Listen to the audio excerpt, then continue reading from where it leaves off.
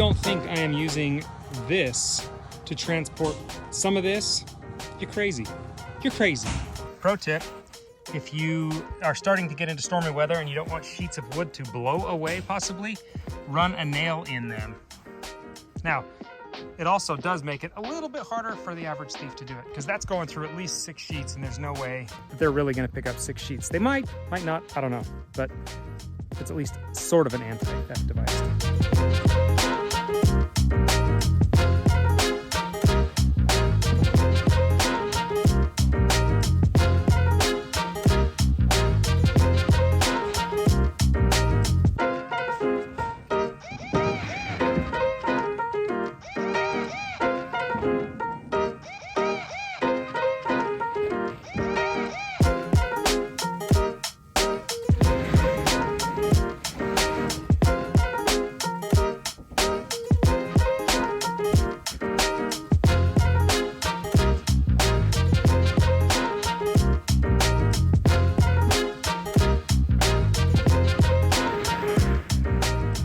Hi guys, and welcome to today's task. For today's task, it is strictly material management or material specialist. That's what I have become for the day, and that's what we're doing. We've got this wall built to separate the 2 sides of the cold storage. I built me a little bench as well. The way I've got it set up, when I remove it, you won't see any of the nail holes because they're in the lines, which is pretty clever, I thought. So at least this will be just tool hub, central, and this will become storage. This is going to be storage anyway, which is what we planned on. We knew we were going to take so many feet of the cold storage area and let it be roughhouse area, which will eventually be that, and this was going to be the cold storage that was going to replace the cold storage we use in our house. Now, until the upper half gets a roof on it, it won't maintain its dryness. Now, it's not dripping down like it was before, but we're still getting moisture and water, and it's puddling a little bit on the floor, so we definitely want to keep stuff off until we get that roof built above it.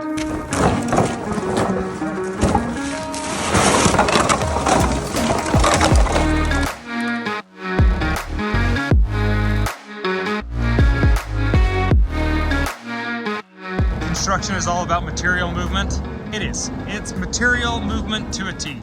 This was all that was required for zoning clearance. It was good. But with the last storms we've got, the mud has turned so bad and slippery that we just have got to bring some more in. I don't want to pay for more of this, but it's kind of what you got to do for trucks to get in. Slop and mud was so bad that it delayed cranes. Now, we build year-round here in Utah. Not much stops us. But when the crane is worried that he can't get in and out, that's a problem, and he'll call at his discretion. So will the honey bucket. So our honey bucket didn't get emptied either. So I'm just trying to do my part to make sure material can get in and out at the cost of the homeowner. Poor guy, he's gonna have to just foot this bill. The difference is that is a 12 to 16 inch layer for road base, so it is just tough.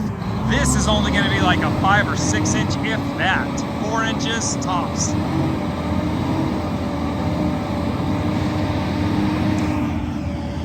The flip side is, normally they can lock their gate and spread it almost perfectly with the truck by itself.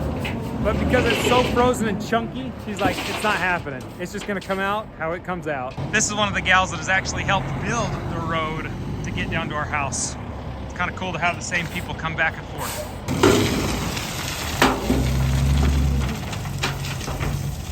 Because there's only 2 trucks allocated to my job, it's going to be braked, like there's big breaks in between him spreading it out. He's got the first 2 loads spread really well, but since I'm getting billed for him being here regardless, I was like, can you be moving this stuff in between?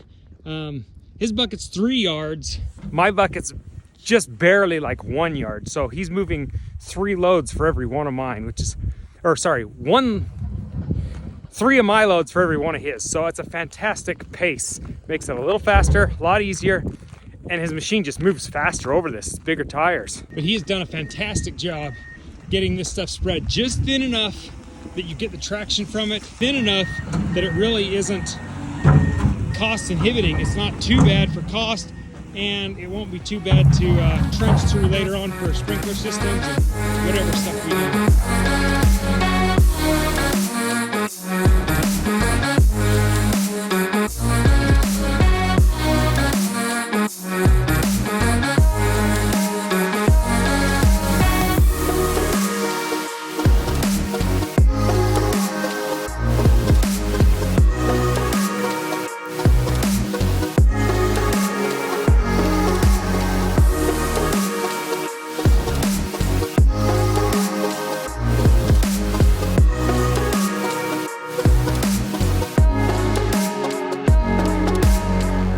That is a beautiful sunrise coming our way. This wouldn't start because it is -9. I thought it was 12 degrees. My thermometer in the truck has finally adjusted. It is -9 degrees out here right now, so it is so cold. So cold that this guy wouldn't start. And that's crazy. That's fuel injected. That thing should start no problem. It was so cold for that. Finally got it going.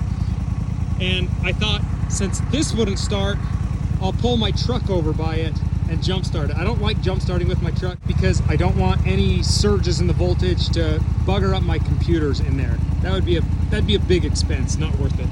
But I was gonna do it anyway. So I adjusted my truck and my front tire went over the edge and I was not coming back. So I was stuck along with everything not starting. So I went and grabbed my four-wheeler, winched it. It still didn't work. I don't have my blanket that I usually do my blanket trick with. That didn't work. This guy finally kicked over after it had sat in the sun in the garage for a few minutes. Turned over, but it's such a small battery that the jumper cables from this to that, it's just crazy, the difference. So this has to sit on there for like 20-30 minutes to get that thing to charge decently. And it takes a lot of cranks to get that guy to go in the mornings when it's cold. So we got everything started. My contractor just showed up and he used my tractor to pull me out. And I think we're starting to actually get this day going. It is ridiculous that you have to work for 2.5 hours just to get your day started. But it is cold, and to be honest, I don't mind it. I don't mind it. It's kind of fun to figure it out. It's a pain, and it just is what it is. Is what it is. This is nothing. People in like the Klondike, they're like laughing at us, like you're ridiculous. -9, that's nothing. But it's cold. Well, we've got most everything running except for this guy. This is the big lift we need. And we've had to resort to serious measures because it is still draining the battery trying to crank it over. It just does not want to start. And so we brought the heater up here. See if we can warm this thing up and not catch things on fire at the same time. Oh yeah, it's getting better. There's boards packed around to kind of contain the heat, channel it, tell it where to go. Well, it didn't start pretty, but it did start. And now the rule is, just don't shut it off. And even at $6 a gallon, just running that right now, it's cheaper than time. This wastes so much time. 2-3 hours you spent getting these machines up and running, that's just not even worth it. That was my garbage can a little bit full. Not anymore.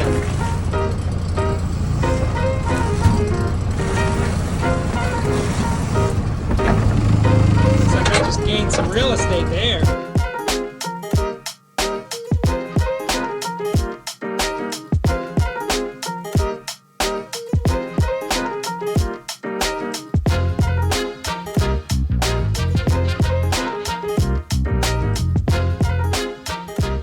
You guys, one of the things I have to move or material handle the most now that it's freezing is propane.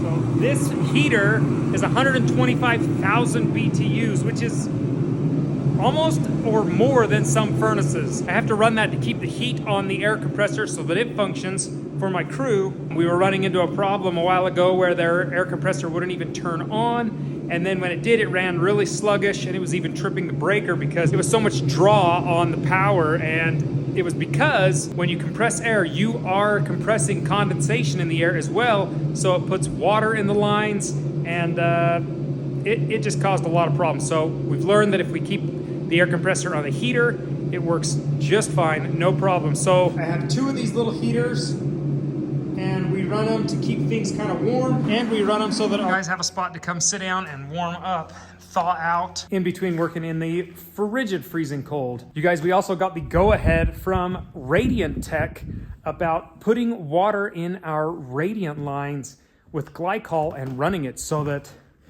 we have kind of a more equalized heat, and it will actually be more efficient. We burn through a lot of propane running those little heaters, and we won't need to burn through that much keeping this warm. Now, obviously, we're not going to keep the house hot. We're just going to keep things a little bit more toasty so that we take the edge off of kind of what's going on. But as you can tell, it is frigid, freezing out here because the ice fishermen are on the lake. If you like today's video showing you some of the handling of materials that we've had to do on this project thus far, give this video a thumbs up. If you're new to the channel, subscribe. And if you're not getting the notifications so that you are ready when all of our videos come up, hit that notification bell so you don't miss out on anything. Guys, have a wonderful new year. Hopefully you had a wonderful Christmas, and we'll see you in the next video. Bye, guys.